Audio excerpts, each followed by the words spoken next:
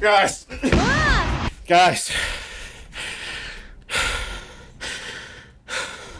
We gotta have the talk. The Tales talk. Tales of Symphonia, probably the most popular entry in the long-running Tales of series, is a game that I'm not particularly fond of.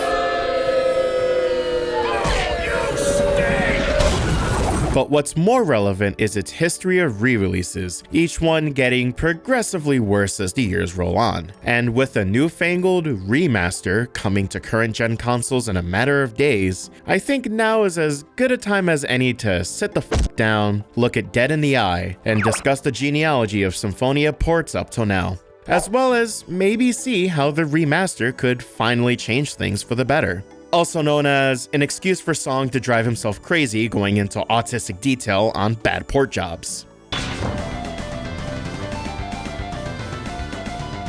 I have no need to explain myself. If you're new to this irritating corner, hi, I'm a Seong, your hyperfixating fanboy, and I want to break down just how we got to the state of Symphonia ports that we're in now. But to do that, we need to take a step back and look to where it all started.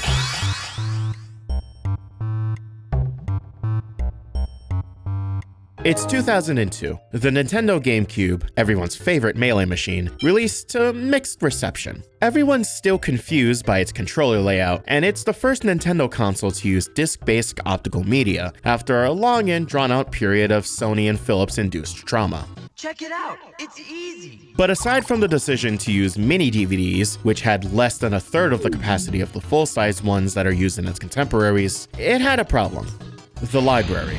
Okay, you could say the GameCube was lacking games in general, but RPGs in particular were basically non-existent. In the same era where the PS2 flourished with Final Fantasy and everyone's favorite Disney-infused drug trip franchise, Nintendo's lunchbox had the best Paper Mario game, and that's it.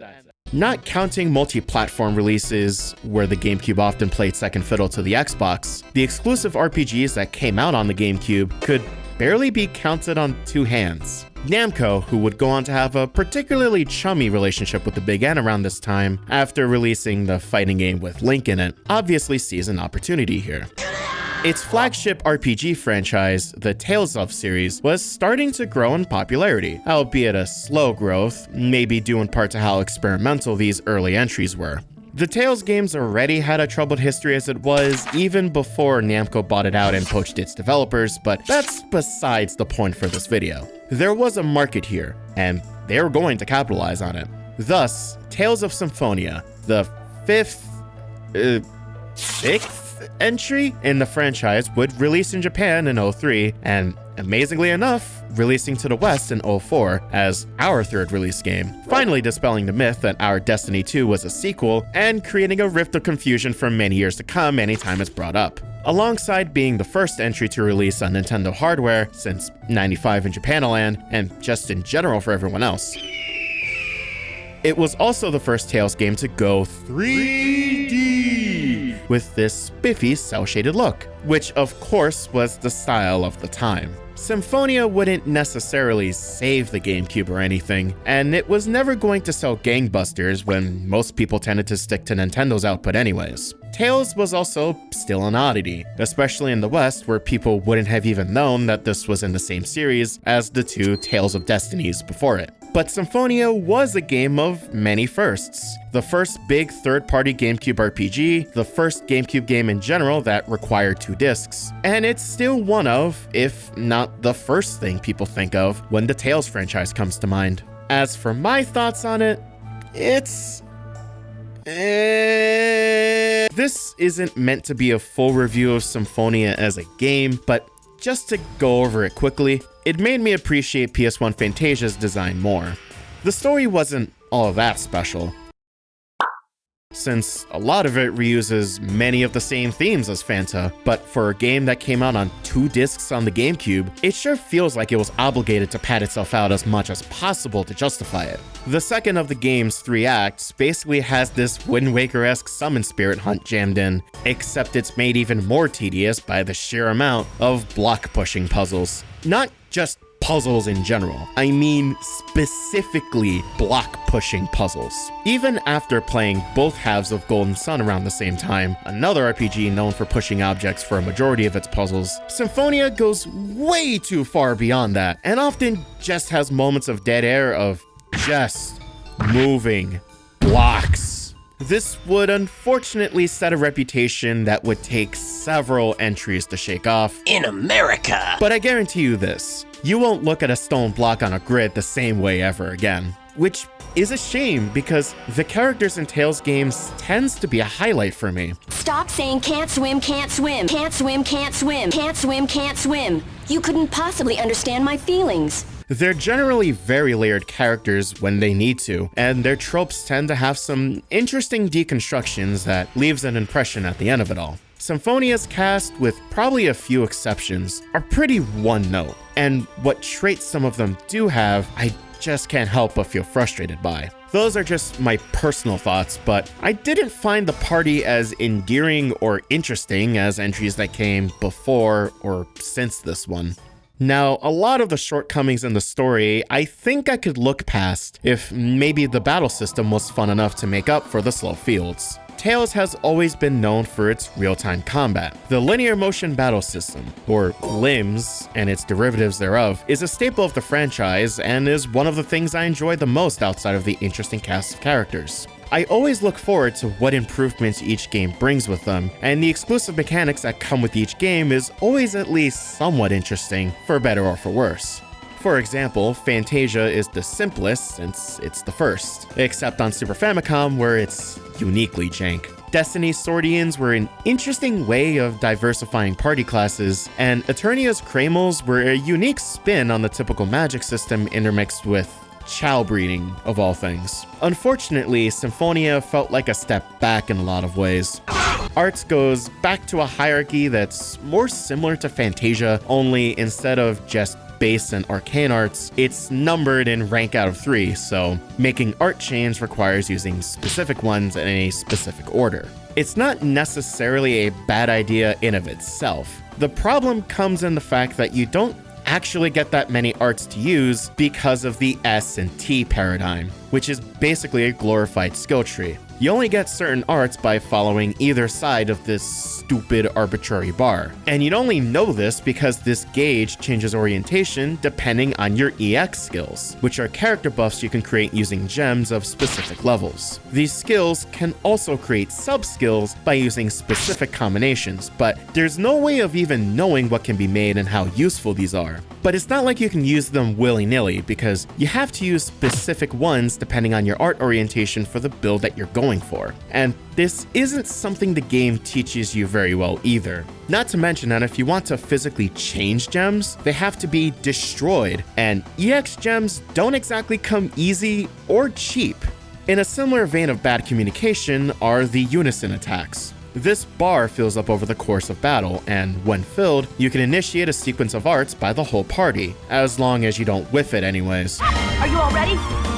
Ready? But it's not just that you can use your most powerful arts on the enemy. No, because specific characters in the U attack that perform specific arts will then execute a compound finisher if the arts used are part of a specific pair. You ready? Pow Blade! The game only gives you 2 as a hint, and there's no place it records the compound U attacks you found, if any. So break out the notepad or guide on GameFAQs, loser. But it's not even like you can experiment with the U attack gauge much anyways, because it fills up slow as molasses. Often it's only available like once in a dungeon, and you might not want to waste that because it'll be useful in the boss fight. But then you can't go playing around with art combos if you're not trying to get killed, because it pulls from your active arts list you have mapped, and not a separate set of button inputs specific for the U attack sequence. So in my case, all that happens is I'll have 2 sonic thrusts in my active arts at all times just to use cross thrust, because I'll be damned if I can remember any other combinations. The overlimits too, which were technically a concept introduced in Eternia before, are probably at their worst here. Before, it was a legally distinct limit break of sorts that activated for the spellcasters after performing a certain amount of spells of a particular element, from which they could summon the associated spirit for a lot of damage. In Symphonia, overlimits can be activated by any character now. How? By getting booped enough that makes them go spontaneously upsetty and grant super armor. And that's it. Later on, this becomes a requirement for activating summon spirits, a la Eternia, but until then, and for every other character who isn't Shina Fujibayashi, it's just a thing that happens at complete random. Like U attacks, it can take several battles to activate, but also, unlike U attacks, and ironically also unlike Eternia, you have no control over when overlimits happen. So unfortunately, it turns a potentially interesting aspect of combat into needless RNG that really benefits the bosses more than the player. But at least Symphonia is in 3D, right? Guess what? You're f***ing wrong. The third dimension? It doesn't exist! It's a complete hecking lie! You still move exclusively on lanes, with no deviation from these set paths except for changing targets. But not your allies, because for some reason, they get to move in some arbitrary direction where Tokyo drift around the battlefield sometimes, but not you! And when you get to the obligatory tales of awkward one-on-one fights, it's essentially reduced to a 2D game with the same stiffness of its forebears, but often without being able to jump over enemies if you're cornered. Most of the characters are kind of useless to play as anyways. Colette's attacks have too much wind-up to be useful. Persea is even slower, leaving her wide open to getting cancelled on Twitter. Regal is like Farah, but without the salad hair and is more awkward to play as, if you can even believe that. And your magic swordsman of choice really only gets one viable art combo chain to use, since the rest of their techs are spells that, in traditional early Tales fashion, take forever to cast. So it really insists on having player 1 use Lloyd. And Lloyd's stupid, both mechanically and literally.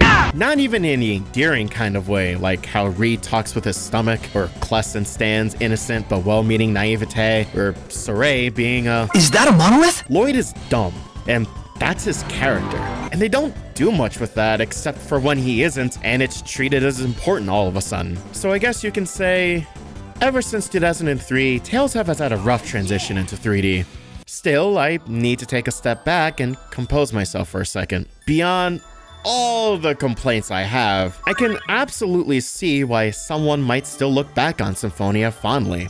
The art style, while still relying on exaggerated character models, looks really nice and sharp, especially on the original GameCube release. The outlines are extra thick, and I like how the distance has this watercolor-esque blur to simulate a depth of field effect of sorts. The music too, while maybe not some of Motoi Sakuraba's best work, is certainly iconic, for good reason. Some tracks overuse the synthesized windpipes a little too much, and there's definitely a bit too much of a leaning on the electric guitar in places, but I kinda like it. The sound lends itself well to a butt rock feel that could be considered charming in its own right. The dungeon tracks are great too, which perfectly embellishes that adventure into the dark feel that I think it's going for.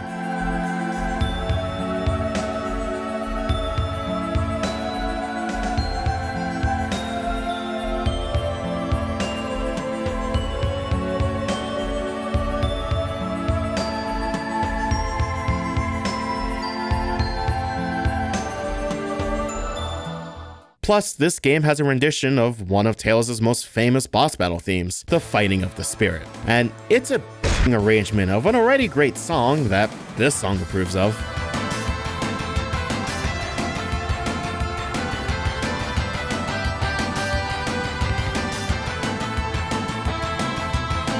While I certainly can find myself upset at what this game did to me personally, I also have to realize that this was a lot of people's introduction to the series. Whether it's nostalgia or just them having different tastes, I can respect the people that find more enjoyment in Symphonia than I personally did. And that's absolutely fine, really. It might be my least favorite of the main series games. The main Tales games. But that goes to show even some of the lesser titles in the series still have some merit to them. And Kratos, Undine, Rasheen's, Golem, shut up! Is best dad, don't at me. Boy. Not that living Tales parent is a hard metric to reach, really. While the North American release earned enough sales to get a Player's Choice reprint, unfortunately, Symphonia's exclusivity wasn't meant to be back at home in Japan. After the honeymoon period, and when seemingly every publisher realized that it was a mistake to release games solely on this little purple lunchbox, Namco would soon bring it over to the PS2. But only in Japan. Contrary to what someone might think just by the similarity of the title, it wasn't exactly just a straight port. PS2 Symphonia does make a few small changes, tweaks, and additions to justify the additional purchase. The question is, how many of these changes are actually worth it? This is where we see things start to slip a little. It's no secret that the PS2, compared to the GameCube or Xbox, was the weakest console of the 6th generation. Not counting things like the Dreamcast, or the Hyperscan anyways, maybe for the best. And while that normally might allude to being a muddy, pared-down port job, I would also like to point out that Namco was one of the developers that I felt made some of the best use out of the hardware. Games like Soul Calibur 3, Tekken 5, the Katamaris, and even Urban Reign still hold up amazingly. And even if we were only to take Tales Studios' output exclusively, generally they perform pretty well, despite looking a little bit dated sometimes. But Tales of Symphonia on PS2 it's pretty bad. The immediate first thing you notice are the textures. The quality is severely reduced, with each asset getting its resolution roughly cut in half. This is an unfortunate compromise that most conversions of the era had to make, but Symphonia is probably the worst offender. Despite having maybe 3 times the disk space on a single DVD, you might almost confuse the GameCube version as HD in comparison. And Symphonia wasn't exactly a tour de force of its generation to begin with, making textures that could get a bit fuzzy up close lose basically any and all definition that it could have had. Stepping outside, I can already tell there's some added loading times to each transition. It isn't even smooth, the game pauses for a second just to catch up. Either that or these 2003 graphics are struggling on the behemoth that is the Emotion Engine. The battles take exactly twice as long to load. Wait. Every battle now takes twice as long to load. And every scene transition as well? Oh no. Well, even though the original battle spaces were pretty low resolution to begin with because of how zoomed in it was, maybe this port just needs a little more time to...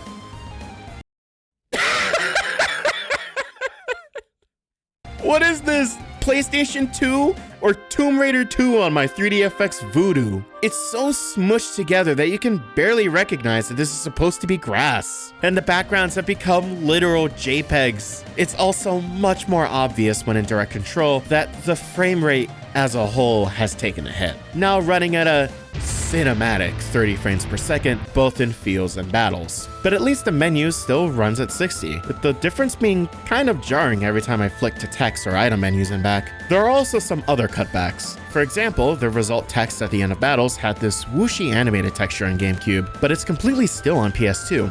Same for status ailments, which would use a similar technique but is simply colored in the port.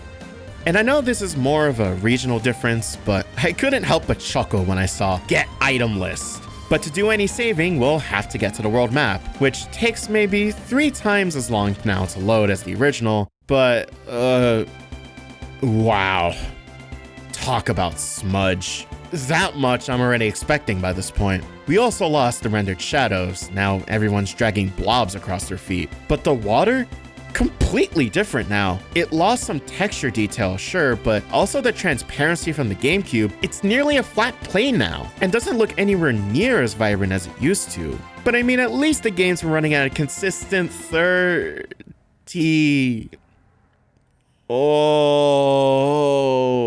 It has slowdown from this? It's not even consistently bad either. Literally just a couple of polygons and a body of water, and the power of the PS2's trembling at the might of Tales of Symphonia of all things. There are some differences in control that I've noticed, the gamepads being the most obvious. The GameCubes and PS2 controllers are laid out a bit differently, and since the former had fewer shoulder buttons, the shortcuts were mapped to flicks of the C-stick. But in return, the shoulder buttons gives much freer control in the overworld because of their analog nature, and it's really fast and snappy to boot. The PS2 version in turn maps shortcuts back to L2 and R2, but lack analog turning in the overworld, and the speed of it is much reduced, despite the compass trying to convince you otherwise now.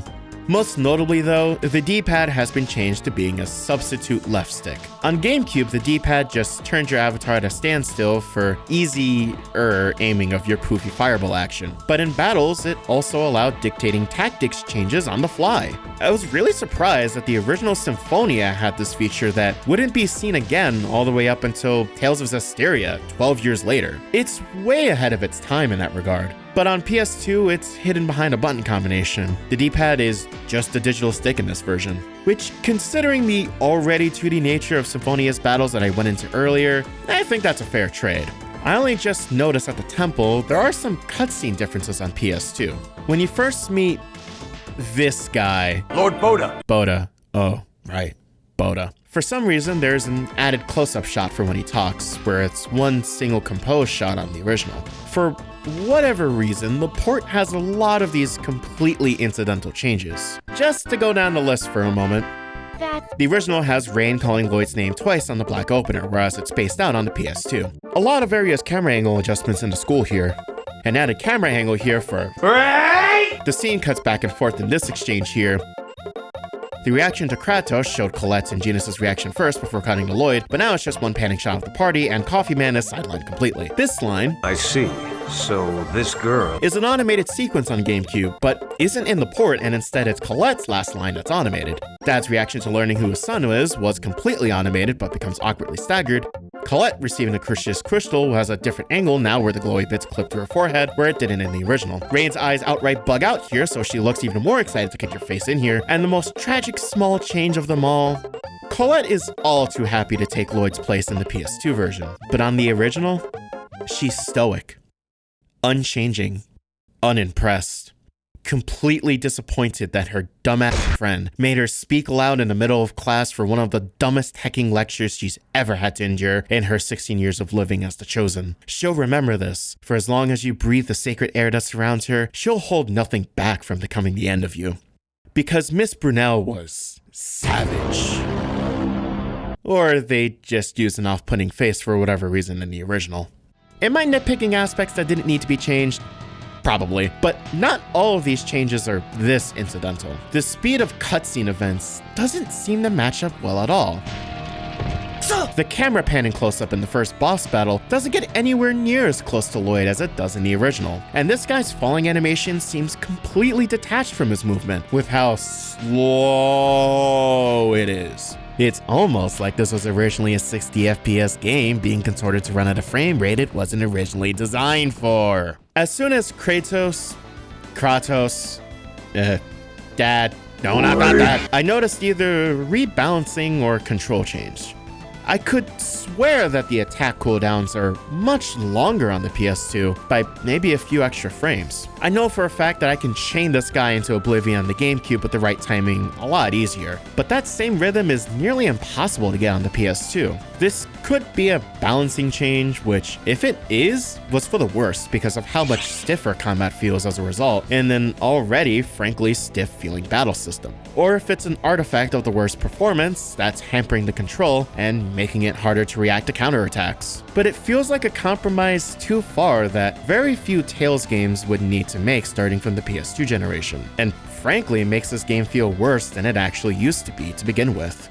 It's taken me a while to notice, but by this point I think I figured out what looked off. The outlines. It looks a bit more monotone in their appearance compared to the original. GameCube's outlines are much more distinct in the sense that they have a cleaner transparency to them. You can notice how intersecting lines from the outfit or where two characters' lines overlap blend together deeper, and they have more of an active contrast against the background. It's a brighter, more noticeable outline, which makes sense given the cartoonish aesthetic they're going for. Meanwhile, it's like darkened, opaque manga outlines in the port, which look noticeably scratchier. The thickness also doesn't scale with distance relative to the camera in the port. And while we're here, notice how the character outlines are thinner than those for the weapons on PS2? They were roughly the same thickness in the original. In fact, it's almost like the original shader was kept specifically for weapons, while characters use a different, simpler shader path.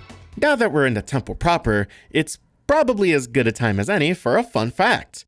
A song fact even. Did you know that Symphonia technically has 2 soundtracks? The original soundtracks was one of the seemingly few GameCube games that tapped into the system's native MIDI-esque synthesizer. As such, if you're going back to the GameCube version today, you might be elated to hear that some of the tracks sound ever so slightly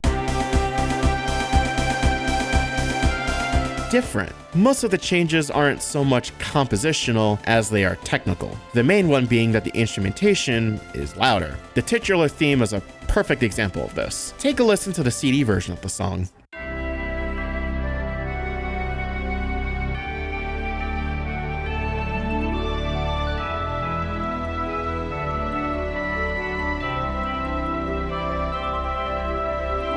Now, GameCubes.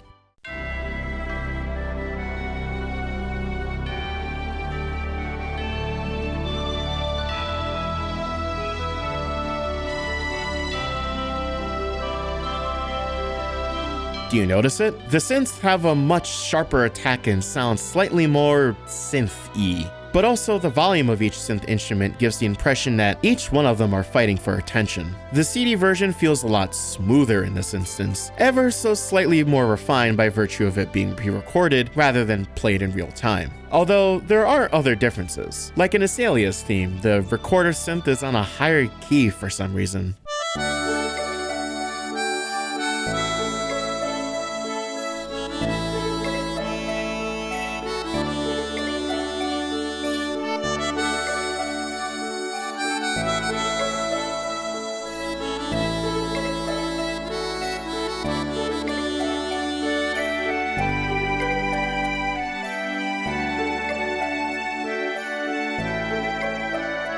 And also the minor boss theme is about 30% slower in the OST.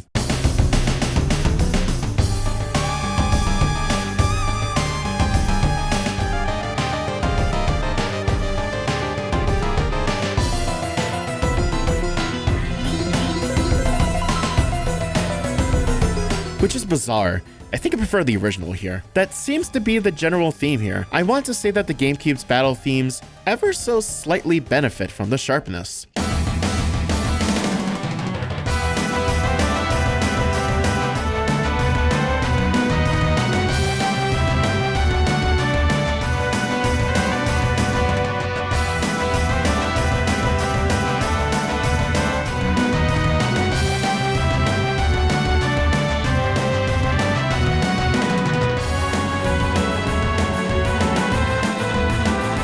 The percussion doesn't hit as hard, but it gives the guitar a bit more room to stand out because of it. You can just hear more of the mix in general in the original, whereas the pre-recorded versions tends to bump up the bass and electric guitars and drowns out the rest of the tracks.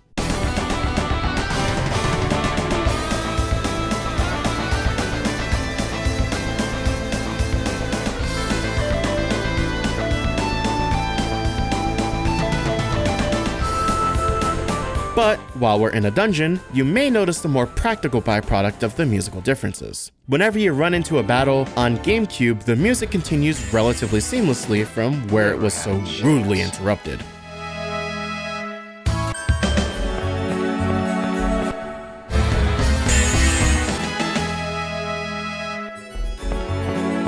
But on PS2, no matter where you are, every battle causes the field music to start over.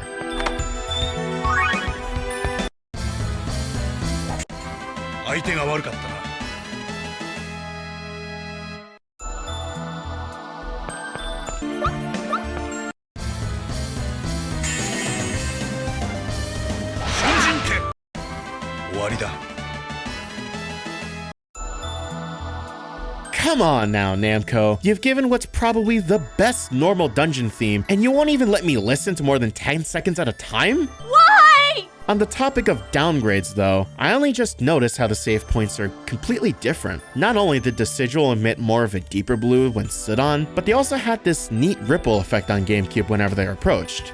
Both of which are backpedaled on the port. Yeah, it's not just general texture detail that takes a hit. That distance blur effect I mentioned earlier, completely absent as well, which Granted, was somewhat of a contentious effect in hindsight, especially given the advent of emulation, where it's seen much more clearly what its flaws are. But I liked the idea of it. It added to the atmosphere and helped disguise some of the drawbacks of the graphical detail as an artistic choice. Taking it away just makes the general blandness of the world design all the more glaring if there's nothing to hide the inherent lack of detail in many places. It's subjective, but What isn't as subjective are some of the other bits removed, like how outlines completely disappear when models fade in and out. It can be noticed most glaringly when this prick appears, how the character looks like it's lacking significant detail until he's fully filled in, where the outlines pop back into existence with about as much subtlety as an arch user. The effect on these glow animations, too, are significantly less radiant on the GameCube. Again, it's like it's unfinished. You can clearly see the faded out model bugging out the background behind him before it vanishes, where it's clearly supposed to look like he disappears in a flash of light in the original. The PS2 port also tampered with the battle UI somewhat, in that the party and enemy portraits don't bounce when hit, but the party art emits a distinct glow when approaching overlimit, which helps because the outline's red flash isn't as visible here. It's still there, but the fixed size makes the blinking nigh invisible. For what it's worth, spell effects also lose a bit of the extra glow they had, and look blander in general. And that's not even everything that's missing. Triet and the area outside of the fire seal have this really neat heat wave effect on the original, which adds to the hot and hazy atmosphere. This is missing entirely on PS2, making the desert look less barren in that kind of no man's land vibe, but barren in the this wasn't finished way. And inside the fire seal, look how the ambient lighting has this underglow on the character model on GameCube. This is completely absent on PS2, where it just uses the normal darken palette. At the end of the fire seals also where the first of 2 exclusive animated event scenes appears, which aside from being a jarring shift in art style, otherwise conveys surprisingly little that wasn't already done in the original version. It's also worth noting that the seals themselves are significantly less radiant, and for some reason, also makes a lot more noise in the port.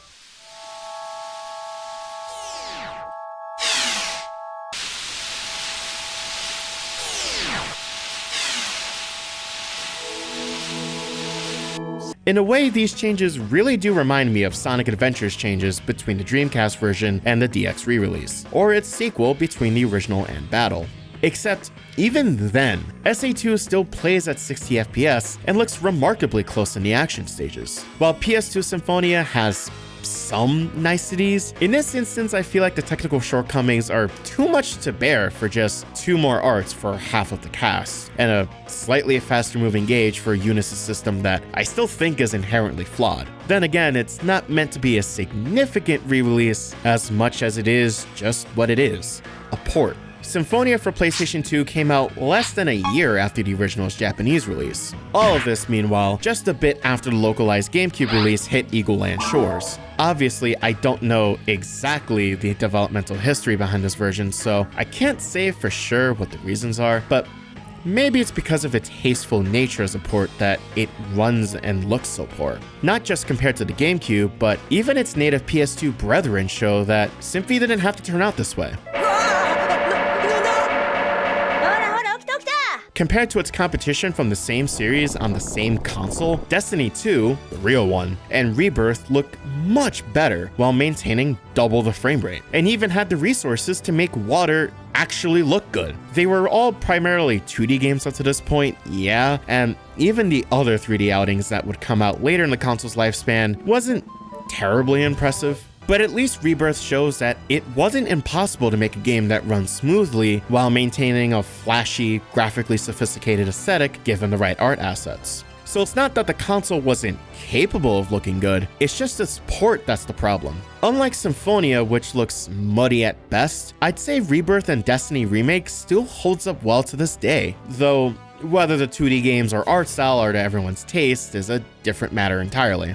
Heck, even Abyss manages to run better. Despite being a technically flawed game in its own rights, it still managed to create interesting and diverse environments while also maintaining 60 frames per second battles. That's probably due in part to it being the first game to use a dynamic frame rate limiter, fields in Overworld running at 30, while battles switched to 60. The true irony here, though, is that Tales of the Abyss's graphics engine was based on this very PS2 Symphonia port. So if there's anything to garner from this, it's that they learned from their mistakes and continued iterating on their work for years to come. From the 360 era onwards, mainline Tales releases, minus handhelds, finally found something of a working formula that worked for them, for the most part anyways. And the Tales studio, under the newly Christian Bandai Namco banner, would improve with every substantial subsequent re-release. Tales of Vesperia did see a re-release on the PS3 exclusive to Japan in a similar vein to Symphonia, only it was the superior version that completely superseded its original in every practical way, adding so much more content that it would be more accurate calling it a remake or update rather than just a port. The PSP, among a lot of other things, It's Ridge Racer. also became a dumping ground for Tales ports, and most of them were overall improvements. Starting with Eternia, which saw changes in the form of a widescreen presentation that the original never had, and a significantly improved performance, bumping the original up to a flawless 60 FPS in line with the rest of the PS1 trilogy. Fantasia would see even more with Full Voice Edition, bringing it closer to the modern games and also getting the widescreen treatment and a decidedly different graphical style in battles that we best not speak of, and the Destiny 2 and Rebirth ports even saw some content additions. While the latter two make some small sacrifices as well, I'm generally more forgiving of the handheld conversions, since it's more justifiable given the limitations of the PSP. And even then, they don't make anywhere near the same kinds of drawbacks from the PS2 originals in the same way as Symphonia did from the GameCube. And besides, the port of Symphonia would just go on to be a weird and kooky footnote in the franchise. It's not like it would stay relevant for forever, would it? I mean, it's so obviously inferior to the original in every way besides just a few added arts, right? Right?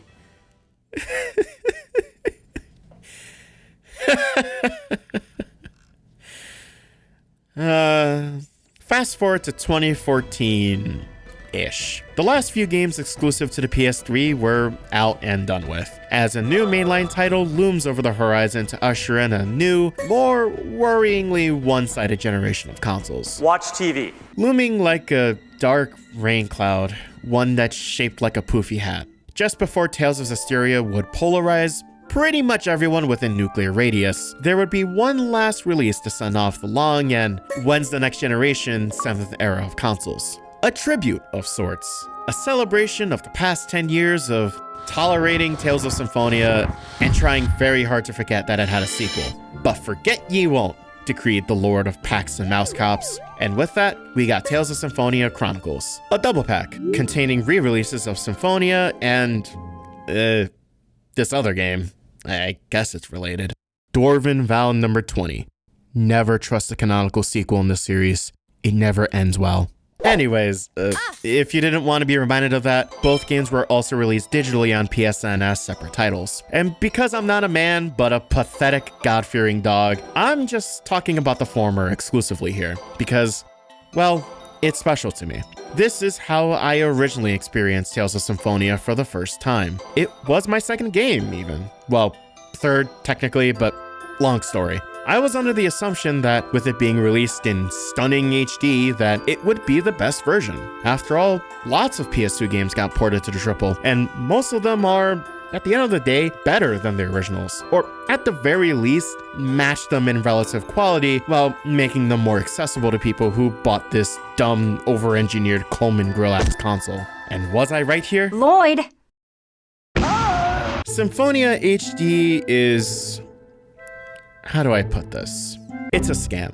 Because this release, the version released worldwide on the most powerful piece of computer entertainment circa 2006, is based completely on the crippled and aging PS2 release. So the same small additions, the same small touch-ups, the same George Lucas cinematography changes, the same missing effects, the same frame rate, everything is PS2. Or at least mostly. The field textures are at least ripped from the GameCube original, though is it just me or do these ones have some strange compression artifacts? Ironically enough, simple shaded textures like shadows and this glowing orb actually look worse than either original version, with more glaringly obvious artifacts and banding than the GameCube's, where they were perfectly smooth. On top of that, Symphonia's HD is still neglecting most of the graphical niceties from the original version, on a console where those changes would have really benefited to hide just how dated it all looks. Lack of radial screen blur means you can smell the lack of texture detail in the landscapes. Lack of ember distortion makes the burning houses in Asalia look like cardboard cutouts in comparison. Removed lighting effects gives the impression that this game lacked graphical details that were there back in 2003. I get you can't get the rights to a spinning lunchbox, but could you please at least animate the damn thing? Of course, the field textures were imported from the original, but the world map? It's so jarringly PS2 that it hurts my soul. Houses aren't even detailed, they're just colored blobs, and the coastlines look bad at this resolution. Any sand detail is completely removed as well. But at least the slowdown was fixed. But only just. This 2014 release, after Tales of Vesperia Remake, Grace's F, and both Zillias had nailed the dynamic frame rate lock, continues to stubbornly run at 30 FPS, feels kind of insulting. Not just to me, but to the original, for which, if you can't recall, was a locked 60 frames per second game. And these animations were clearly made for that frame rate. So now you get to see these awkwardly clumsy slow motion fall animations, but now in HD. But the only thing in high def is the fact that it's running at 720p, which was typical for this generation of consoles. Granted, if I was playing this on a TV of the 2000s, which would have maybe been that resolution at its highest, it would have looked fine. But we're hitting 2014 and 1080p displays were becoming standard, so Symphonia HD looks muddy on any reasonably modern TV. But it's not just the resolution. For some reason, despite this version using GameCube original textures, they still managed to look blurrier than that original version at a distance or an angle. Now, you want to see a party trick? If I just pull away the curtains a bit here and open up my handy dandy emulation settings and force anisotropic filtering on, oh look! Now it's just a bit sharper. They either neglected to or forgot to enable extra texture filtering, so it looks even blurrier than it should. Blurrier than it would have even on the TVs this game was made for back then. But not all of the textures are original, or even secondhand compressed versions from PS2 in the case of the world map. The character models still use original quality body textures, roughly. But the faces were redrawn, I think? At least the main characters' faces get this softer, smoothed over look, but their lips tend to look thin, if not outright missing at times. Meanwhile, all the NPCs retain original quality faces, and you can definitely tell those differences. Did they run out of budget or something? Was going over every face too much work, so they just left it at the primary cast, and that's it? The outlines are also changed again. This time it seems to look roughly closer to GameCube's softer, more transparent lines, hence the darker patches at intersections. Though not quite looking the same as the originals. But while they retain the scalable appearance, unlike PS2 where it's the same thickness no matter how far away from the camera they're at, it's overall thinner, like its base width is closer to the average sizes of the PS2 version. Even then though, the outlines can look pretty bad at times, often looking worse than the original when on transparent surfaces, like on this floor here. Notice how it looks completely black. Meanwhile, weapons continue to use seemingly the exact same shader path that more or less resembles GameCube's. Also, I think the cell shading is a little bit less pronounced than it used to be, so the darker patches and shadows don't look as pronounced as they should, almost like it's nearly invisible in comparison. But do you notice something about this shot that's off? This particular close-up wasn't picked out of a hat, but because it's relevant here. Notice how in the angle of the party preceding this, Colette's supposed to be off to Lloyd's side. On the original, the screen edges are cut off, but you can see a bit of the chalk ROM to the very left edge. But in Symphonia HD, you get a widescreen presentation, and it indeed does show more off to the sides here, but for some reason you can't even see the chalk ROM in this shot. It's like she's completely missing. The widescreen poses yet another set of weird cinematography differences. It's not as many, but Some areas have been adjusted to be at different angles, presumably to compensate for the added screen width, yet others go the cheap route and just scrunch the screen in, reducing vertical space in the process. Introducing widescreen to games that simply didn't have it to begin with is always a challenge, I understand, but it seems like here that the transition and the fixes to get this presentation on the PS3 was artificial. Like, most of the adjustments were automated rather than done by hand to look as natural as possible without key imagery going partially off screen.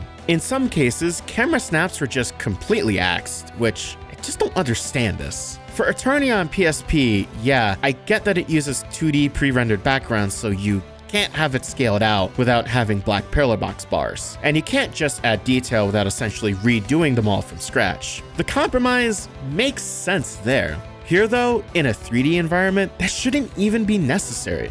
Yeah, in some cramped spaces, the edges are outright unfinished at times, so I get having the view scrunched since you'll barely notice without being told. But is it really too much to ask to stretch out the landscape edges just a little bit so you don't have to crop out our hero's legs here? As such, another side effect of the widescreen is that the menus and battle UI were redone. Unfortunately, the menus are now capped at 30, where even the PS2 port had these running at 60. So navigation is overall slower and looks unnecessarily choppier compared to even that version. And the English font was changed, now going for more of a Times New Romanesque typeface, rather than the thinner and angular set used in the GameCube localization. Unfortunately, this wasn't the only localization difference, but I'll get back to this. No, I've got a bone to pick with the new battle art. Instead of the lower resolution status art sprites used in both 6th gen versions, Symphonia HD now uses all new art assets that are overall sharper and cleaner. That's actually pretty nice.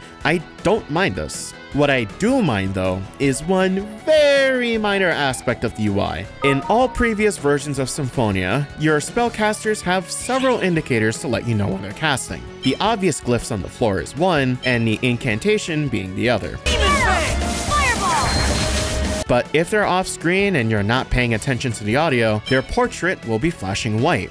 This is such an underrated nicety of the UI, a first for this series and a very necessary addition because you want them as far away from the physical threats as possible. But Symphonia HD got rid of this detail entirely. What? And it's not just the spell indicators that are broken. Symphonia HD also uses this new blurring effect on the player icon to indicate overlimits. But I think they only did this because the character outlines now don't flash red when approaching angry phase anymore, which would be fine and all if this wasn't the only indicator of such for bosses and later game enemies, which completely lack any such indication now in this new port. Outside of looking better, the UI is actually less functional than it used to be. For a game that has an entire couple of menus dedicated to strategy, being able to know the state of AI partners, especially when they can do dumb shit on a whim, is incredibly important, and things like this white flash was a vital factor of communicating information to the player. But now, or rather back then, I was in the dark wondering why my stubby little black mage was dying so often. Honestly, I think it's the fact that this port takes maybe a few steps forward in some ways, but a lot of steps back in others, is why I have such a problem with Symphonia HD. The original game was never a spring chicken when it came to its looks, or I would argue even its gameplay, and you probably wouldn't even notice these things had I never pointed them out. But it's like death by 1,000 minor KDE bugs. They start small at first, but eventually the annoyances add up over time, and leaves an overall weaker impression at the end of the day. Like, it makes the original look worse by misrepresenting how it used to look and play. That also isn't to mention that they broke the camera control on the world map. We went from having quick turning on the GameCube's analog triggers to being slower digital inputs on the PS2 to not even having either the bumpers or triggers turn the camera at all, but pressing both in still rolls the view back up north. How does that even happen? And yet, that's not even all. I almost forgot to mention the localization aspects. Yes, despite the English release using largely the same localization as the North American GameCube release, remember, it's still based on the PS2 version, which has some very minor but existing extras. One thing I didn't mention in differences is that the Japanese and English Symphonias have different scripts, with the Western version getting additional text boxes because of how the localizers spaced out the dialogue. But because of the PS3 port being this weird hodgepodge of Japanese exclusive bass and English dublation with extra boxes, this presents a dilemma that anyone who did QA on this release should have been able to immediately recognize. Some auto-advancing dialogue starts too early with the English script, so if you don't press X on this text box that doesn't prompt the button input, it'll just...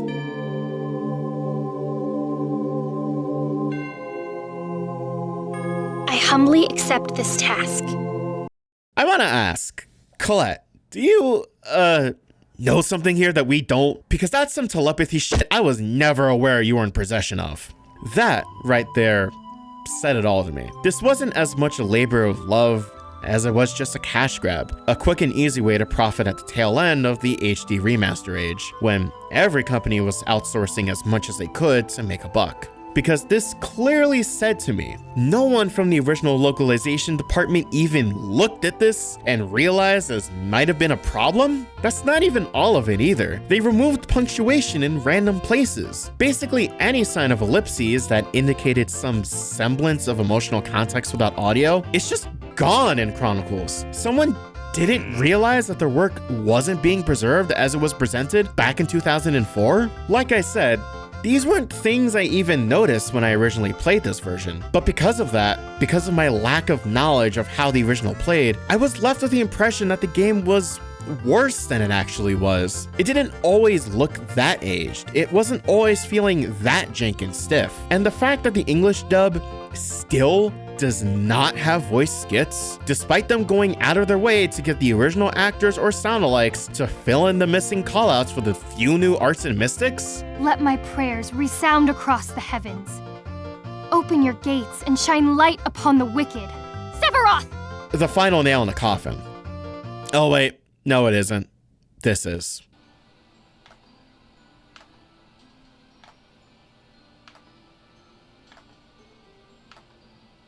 This shit ain't ABAP.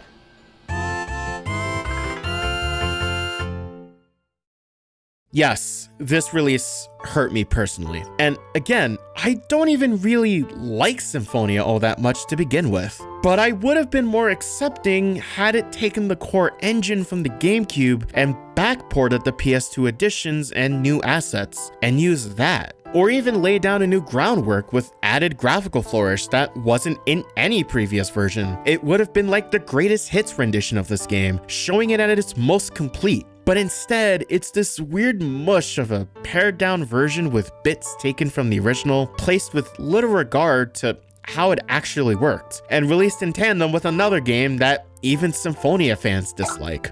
But hey, PC players in 2016, you must be missing out! I imagine it's Bamco saying this, not realizing we have Dolphin. Why not get in on some of this Symphonia action? Oh, not the sequel. What sequel? We don't even remember that exists anymore. Here, have some. And we'll get the guys who did, Mortal Kombat Arcade Collection to do it. Bleh. Symphonia's PC port is the saddest excuse of a port I've ever seen. And yes, I own Saints Row 2. Saints Row 2 on PC is bad. A laughable train wreck in how badly it can still perform to this day. There was one particular spot that cut the frame rate completely in half for no apparent reason too. But Symphonia isn't even the funny kind of bad. It's just sad.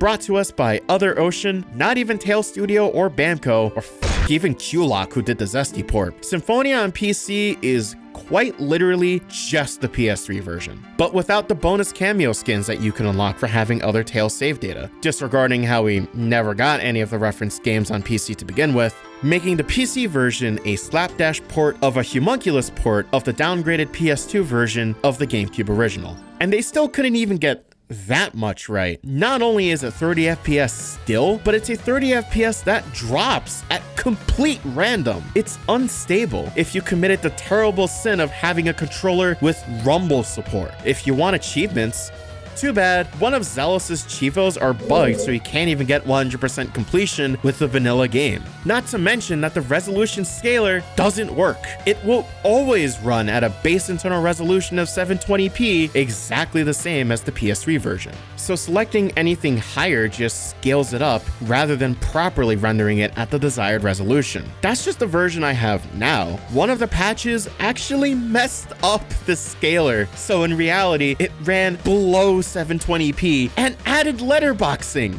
How? You had literally one job. Granted, I couldn't replicate this on my end, so this may or may not still be a thing as you're watching this. But just know this port hasn't been updated much since it was farted out in 2016. And I'm aware of the fixes available for this port. It does indeed fix some of these problems, but it doesn't address any of my personal pain points like the frame rate. It's just like putting lipstick on a prickle bore. It's not for me. Okay, no, seriously. What the fuck is this? What the fuck is this? How do you mess this up? It's a simple texture.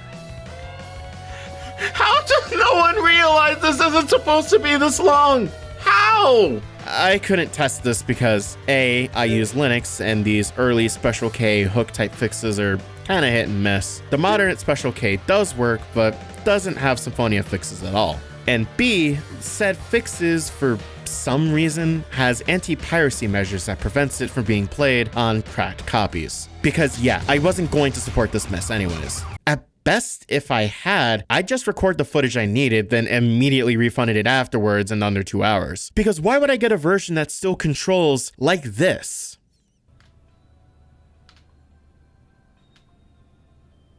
No. And that, unfortunately, brings us to today.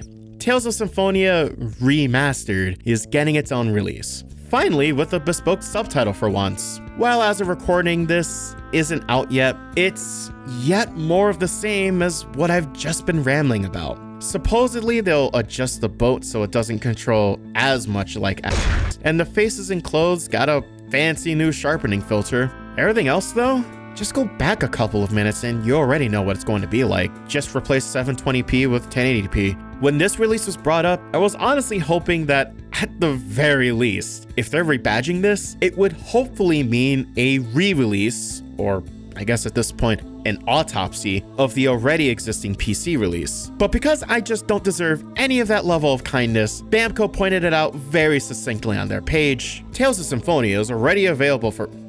Now I have to do this the way I wrote it. Tales of Symphonia is already available for purchase on PC via Steam, which comes complete with all of the in-game content found in Tales of Symphonia Remastered. Our goal was to bring this nostalgic RPG back on modern platforms, as it was only accessible on previous generation hardware like the PlayStation 2 and PS3, while also making quality of life changes that Nintendo Switch, PlayStation 4, and Xbox One owners can enjoy if it is their first time diving into this game. It's a cash grab. Part 2, the squeakquel. And straight from the horse's mouth too. Remastered is the resharpened leftovers of the bad port job of a PC version, of the homunculus PS3 re-release, of the pared down PS2 port of the GameCube original. Everybody got that? They just want a re-release they can sell to a whole new generation of unsuspecting fans who wouldn't know any better, to wring out as much money as possible out of their nostalgic timepiece. What an And I wouldn't even be so hard on this if Bamco weren't trying to gussy this port up by proclaiming that it's a landmark title, and somehow that justifies charging literally double what it's worth on Steam. You know, the version they already said this is another iteration of? And you don't even get a free drink coaster with it either. This whole Q&A piece reads like marketing nonsense. I feel like such a fool to think they would actually care about this.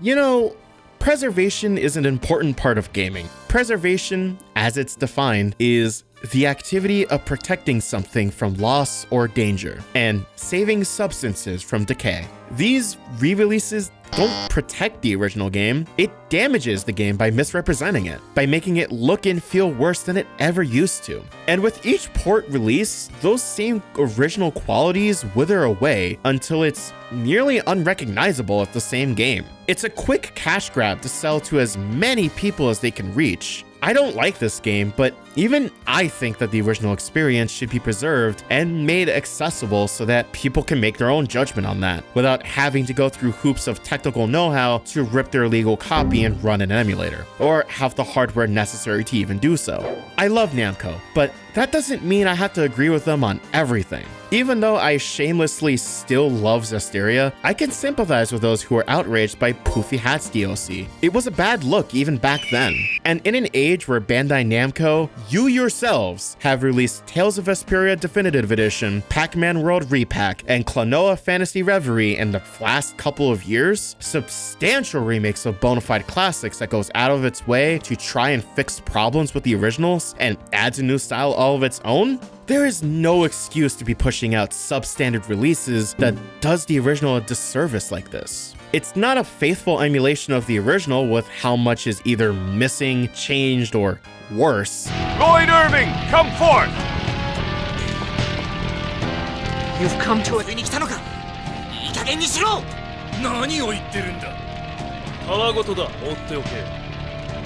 Listen up, inferior beings. I am Forcestus. I am a superior. And it's not a remake setting out to fix the original's flaws. Symphonia's new releases are ports with an identity crisis. Allegedly, Remastered is being done by a Bandai Namco Entertainment Romania, a subsidiary whose only releases are mobile titles and the PC ports of Sword Art Online Lost Song and Re-Hollow Fragment. Speaking personally to at least the latter, it's an okay release. It did its job, but ironically enough, even that game wasn't perfectly representative of the original on Vita, for better and for worse, if that gives any idea of what to expect. I can only hope I'm wrong, but their own video evidence and charts proves otherwise. And for the record, the remaster is, as of the time of filming, $5 more than buying the original GameCube release secondhand. Unfortunately, it's gotten rather difficult to dump GameCube games, at least without original hardware. But then again, Bamco aren't making that original version available to purchase, now are they? And that is all I have to say about it. Thank you for watching, and my sincerest apologies for holding you up for God knows how long. What version of Symphonia did you grow up with? Were you even a Tales fan in the first place? I'd love to hear more about it, so throw a comment in the down below area and let's have a discussion. I think you get the gist by now.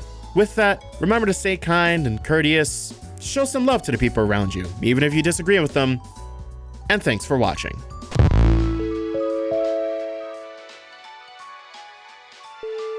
This franchise is so vast that you can go from, like, Tales of Arise fans at least have something to look forward to, and that they actually got the best game of their genre award for 2021.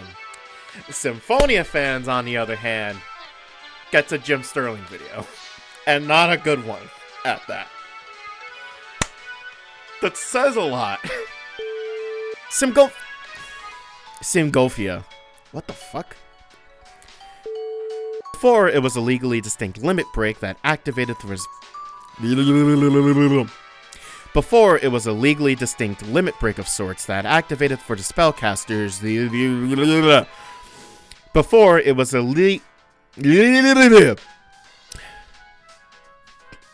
calm, making textures that could get a bit touch fuzzy. Get close up. And the Tales Studio, under the newly christened Bandai Namco layer, would improve with every substantial. And the Tales Studio, under the newly christened Bandai Namco. Fuck, that's a. Why is this line such a fucking mouthful? Ugh. And the Tales Studio, under the newly christened Bandai Namco Lanner. Why do I keep wanting to say Namco Lanner? What's a Namco Lanner? Only it was a superior version. Ugh! Fantasia would see even more with full force edition. It's just Symphonia on PSP. Fuck. Fantasia would see. Ugh!